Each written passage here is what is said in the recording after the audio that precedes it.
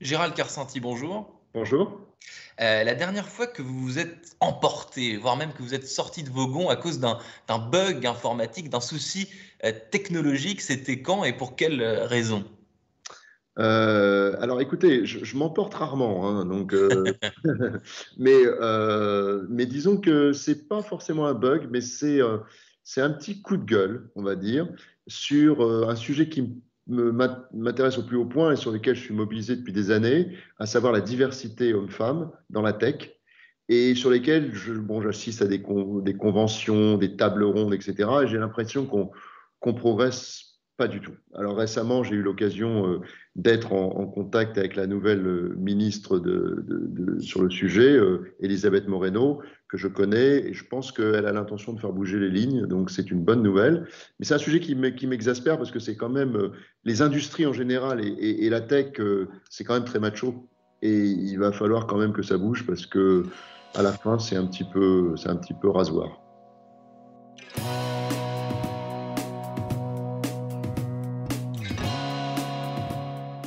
Bonjour à tous et bienvenue au Talk Décideur du Figaro en visio depuis aujourd'hui le 16e arrondissement de Paris et les locaux de Comet Meetings avec Gérald Carcenti sur mon écran et sur le vôtre qui est président de SAP France et qui est, je ne sais pas, peut-être chez lui, peut-être dans une salle de réunion. D'où est-ce qu'on se parle aujourd'hui, Gérald Alors là, Carcenti? là à l'instant, je suis chez moi, mon domicile. Enfin, depuis la reprise, on avait fermé en fait nos locaux jusqu'à la fin août. On les a réouverts début septembre avec des restrictions. Et puis là, on va refermer suite à l'annonce du président. Jusqu'à maintenant, je faisais 3 jours au bureau et 2 jours en télétravail. Comme beaucoup de Français. En somme, vous, Gérald Carcenti, qui travaillez dans ce secteur de la technologie, de l'informatique, avoir des outils fiables, efficaces, qui ne font pas perdre de temps et qui buguent le moins possible, c'est essentiel, plus que jamais désormais. Oui, bah, on a pris conscience avec le Covid que avoir effectivement un système audiovisuel à distance super performant, parce que ça touche à la fois dans l'entreprise où il faut avoir du matériel de bonne qualité, et puis aussi à distance quand on se connecte comme on le fait là en ce moment. Effectivement, il faut pas de bugs, que passe bien, que l'image soit bonne, l'audio soit de qualité. Voilà, c'est devenu vital. Et l'erreur est de moins en moins pardonnable dans une certaine mesure. Les opérateurs Internet, dès qu'il n'y a plus Internet chez soi, donc il y a souvent cette concurrence des différents opérateurs, c'est devenu quasiment impardonnable dans un contexte professionnel. Quand il y a des réunions importantes, des meetings, ça ne peut pas, ça ne peut pas planter, si vous me passez l'expression. Non, c'est le cas. Mais il faut reconnaître quand même que quand on regarde bien, vu la charge qu'il y a eu, en particulier lors du premier confinement, ça s'est plutôt bien passé finalement. Il n'y a pas eu tellement de gros problèmes de charge. Je trouve que les opérateurs ont bien piloté la période. Ouais, je pense que ça s'est bien passé. Par contre, ce qui est intéressant, c'est qu'il y a beaucoup de PME, PMI en particulier. Les grandes entreprises, je pense qu'elles avaient déjà plongé vers la digitalisation, on va dire, c'était déjà des projets importants. Dans les PME, PMI, les ETI, il y a eu une prise de conscience. Et ils étaient déjà dedans, mais là, ils se sont dit, c'est le moment d'accélérer. Donc finalement, c'est une bonne nouvelle.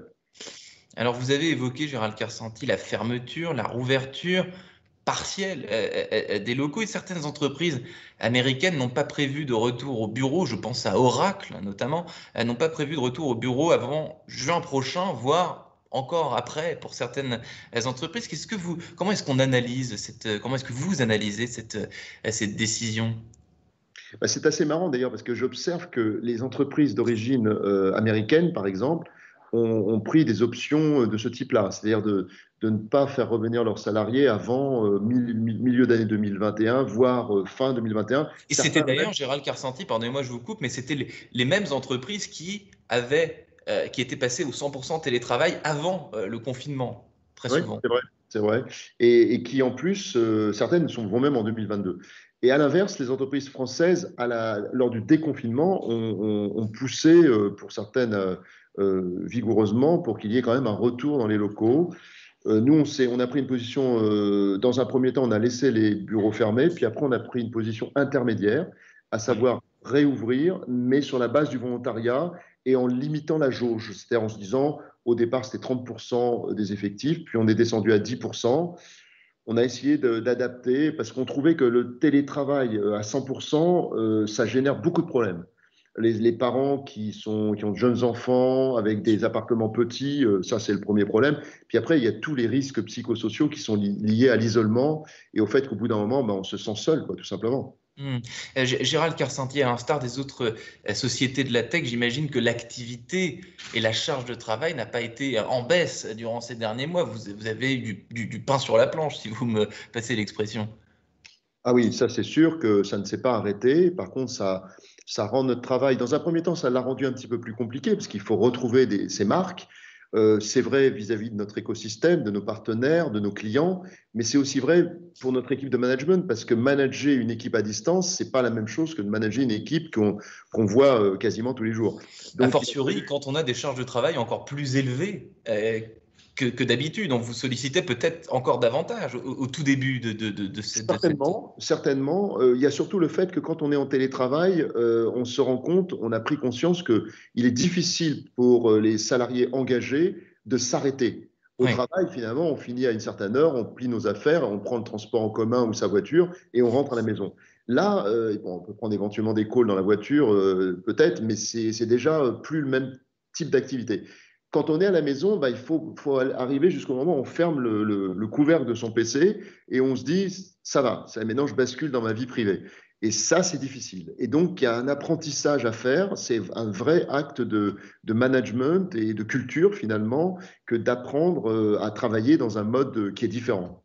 Oui, parce que assez paradoxalement, quitter physiquement le bureau, c'est peut-être plus simple que le geste tout bête, finalement, vous l'avez décrit, de fermer son ordinateur. Il y a toujours un mail non lu, il y a toujours quelque chose qui traîne et qu'on est tenté de faire, puisque c'est plus facile vu qu'on est à la maison. On est à la maison et puis on se dit bah, tiens, je fais ça encore et puis j'arrête. Puis après, il y a un mail qui Ouais. arrive, on se dit bah, je vais le traiter. Puis en fait, il n'y a pas de limite. Puis on sort un coup de téléphone. Plus personne n'a de limite parce qu'en fait, finalement, on perd les repères. Le management, le rôle du manager, c'est de redonner des repères et Ouais. de quelque part parfois même d'aller jusqu'à forcer les salariés à être conscients du fait que ben, c'est pas sain. On peut pas travailler tout le temps, c'est pas possible. Hmm. Ce n'est pas, même pas efficace d'ailleurs au passage. Quoi qu'il en soit, ce confinement a fait énormément réfléchir. Plusieurs témoignages d'ailleurs, plusieurs articles ont révélé que cette crise, sur le plan personnel, c'était l'occasion de penser à soi, à sa carrière, et de penser aussi à la reconversion professionnelle. Certains ont beaucoup réfléchi, réfléchissent encore beaucoup, puisque la crise sanitaire est toujours d'actualité, plus que jamais. Vous, chez SAP, vous avez l'ambition de former à distance et à haute fréquence, je crois, les demandeurs d'emploi au métier de la tech, où il y a énormément de postes à pourvoir. Oui, c'est un immense programme qu'on a lancé auquel on tient beaucoup. C'est un programme qui en fait a été lancé il y a 20 ans en Allemagne, qui est notre maison mère et qui est l'origine de l'entreprise. C'est une entreprise européenne, un tech mais européenne. Et en fait, ce programme tourne depuis 20 ans avec grand succès. Ça consiste en quoi? Alors nous, on est le deuxième pays à le lancer en France. Et l'idée, c'est de former 2000 personnes qui sont en recherche d'emploi, donc inscrites à Pôle emploi, et de les former à deux types de métiers, soit au métier de consultant dans les domaines que nous avons sélectionnés, à savoir la partie comptabilité, achat ou vente, et les former donc comme consultants, et ils vont rejoindre les acteurs de notre écosystème, les grandes sociétés de services, les cabinets de conseil, etc. Ou alors au métier d'utilisateur, c'est-à-dire en fait ils vont rejoindre nos clients qui ont des projets de mise en œuvre de projets. Et qui Ça fait recrutent ces profils bien.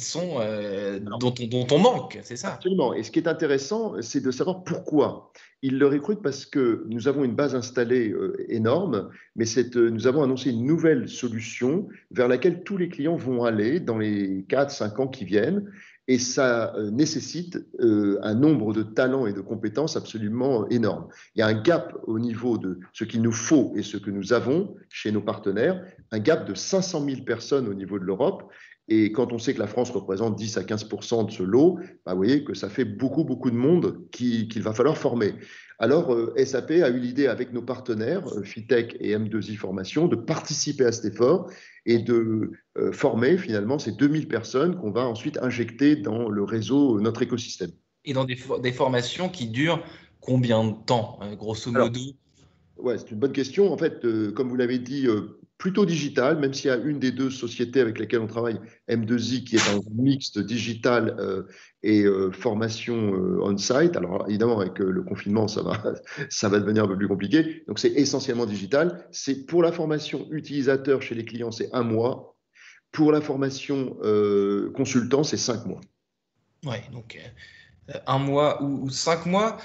Gérald Karsanti, à titre personnel, pour vous, IBM, Hewlett-Packard, Oracle, l'ensemble de votre carrière s'est déroulé dans la tech, dans cet univers que vous connaissez par conséquent par cœur depuis j'allais dire quelques décennies, mais quelques années. C'est toujours quelque chose qui est allé de soi, ou alors vous vous êtes retrouvé là un peu par hasard et vous y êtes sorti bien, tout simplement. Vous aviez peut-être un rêve totalement différent quand vous étiez étudiant. Ah oui, alors certainement, parce que quand j'étais étudiant, je voulais être professeur. Donc, vous voyez que j'enseigne en parallèle depuis 17 ans à HEC, Oui. à l'ESCP aussi. Donc, j'ai réalisé une partie de ce rêve, mais je dis qu'une partie, parce que, évidemment, quand on est professeur à temps plein, on a des objectifs et des challenges qui sont encore supérieurs. Mais voilà, ça fait 17 ans que j'enseigne, donc j'ai quand même fait un petit peu ce que j'avais en tête quand j'étais étudiant. Mais oui, je suis rentré dans la tech au départ par hasard, pour être tout à fait franc. Et puis après, j'y suis resté par passion, parce que c'est quand même là que ça bouillonne, c'est là que sont nées toutes les startups de la première génération des années 2000, puis évidemment depuis le milieu des années 2000, la deuxième vague, et puis ce que nous vivons, c'est là qu'il y a de l'innovation. Puis on voit bien qu'aujourd'hui, on peut dire que toute entreprise, quelle que soit sa taille et quel que soit le secteur, est une entreprise de tech. Même Mhm. quand vous n'êtes pas dans la tech, vous êtes dans la tech. Parce qu'il n'y a pas un président de société qui n'a pas une stratégie digitale, qui n'a pas incorporé le digital dans ses axes stratégiques et dans ses outils pour Mhm. gagner en compétitivité. Donc, moi, je me souviens quand j'ai démarré ma carrière, notre but, c'était d'aller voir les présidents pour leur dire à quel point l'informatique était importante et on avait beaucoup de mal. Aujourd'hui, c'est l'inverse. C'est eux qui nous convoquent pour qu'on leur explique comment on peut les aider. Mais ils sont, eux, très avertis et très versés dans la tech. Donc, Mhm. tout le monde est dans la tech. Et moi, j'ai trouvé de quoi me galvaniser tout le temps, en permanence. Gérald Karsanti, au cœur du bouillonnement technologique. Merci infiniment d'avoir répondu à mes questions pour le talk décideur du Figaro. Je vous dis à très bientôt en présentiel, peut-être après ce nouveau confinement qui vient d'être choisi. Avec plaisir et merci de m'avoir invité.